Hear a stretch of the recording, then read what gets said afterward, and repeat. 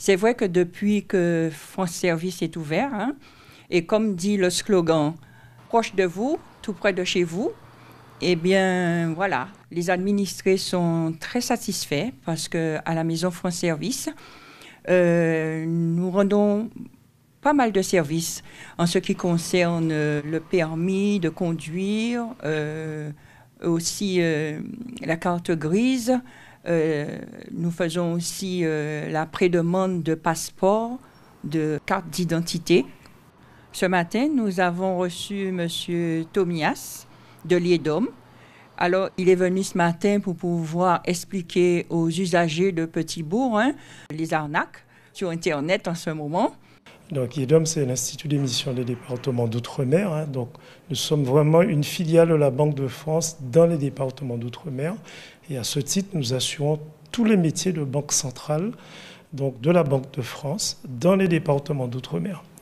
Alors, ce matin, ce qui m'amène à France Service, c'est une mission particulière chez nous, qui est celle de l'éducation financière des publics. Nouvelle mission que l'État a confiée à la Banque de France en 2016 et que nous mettons de manière opérationnelle en œuvre dans les départements d'outre-mer depuis 2017. Aujourd'hui, ce qui m'amène à France Service, c'est de parler d'un sujet, je dirais, important, que sont donc les arnaques, notamment les arnaques financières. Vous savez qu'aujourd'hui, on est dans un monde de digitalisation accélérée et donc beaucoup d'opérations financières se font sur Internet. Et c'est précisément par ce biais que beaucoup de personnes se font piéger au travers parfois d'offres mirobolantes, au travers d'usurpation d'identité, au travers donc de la confiscation de leurs données donc, de comptes, de cartes bancaires, etc. Alors le sujet des arnaques financières, évidemment, ça concerne pas une catégorie spécifique, contrairement à ce qu'on peut croire. Tout le monde, effectivement, est concerné.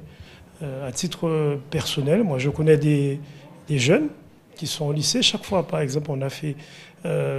moi, j'ai fait cet atelier-là, par exemple, dans un lycée ou même dans les collèges. J'ai toujours un jeune qui m'a expliqué, souvent off, en aparté, comment il s'est fait avoir. Donc, ce n'est pas uniquement ce qu'on pourrait croire, les personnes âgées, etc. Mais c'est tout le monde qui est concerné par ce sujet et ce sont toutes les catégories de personnes qui peuvent en être victimes. Aujourd'hui, on est à France Service, donc nous sommes dans notre mission d'éducation financière. C'est une mission globale. Aujourd'hui, nous sommes là sur les arnaques. Nous avons été sollicités par France Service, mais nous intervenons sur l'ensemble de la Guadeloupe. Donc pour tous ceux, évidemment, qui souhaitent que Liedom mette en place des ateliers sur, par exemple, la gestion d'un budget, sur la prévention des arnaques, sur les crypto-monnaies, sur le bitcoin, sur le surendettement, les incidents bancaires.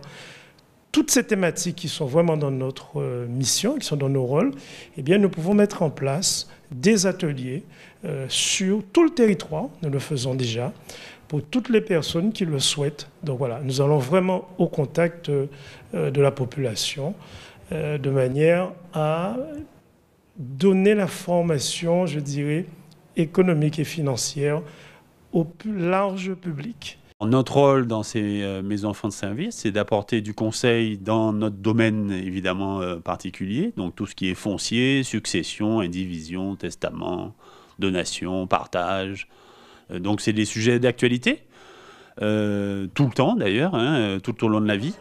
Et donc régulièrement, dans les différentes maisons France Service dans lesquelles nous œuvrons, nous diffusons ce type de conseils à l'attention des administrés des différentes communes. Et ce sont des conseils gratuits. En général, nous n'avons eu aucune personne qui ne sont pas réellement satisfaites du service que nous apportons. Au contraire, étant donné que ce sont des sujets sur lesquels tous les Guadeloupéens sont concernés, forcément, nous avons des gens qui sont fortement intéressés. Et puis, ce qui nous intéresse, nous, c'est que justement, la population aille vers le conseil. Et c'est aussi ce qui est intéressant du point de vue des mairies, c'est que les administrés puissent aller vers le conseil gratuitement.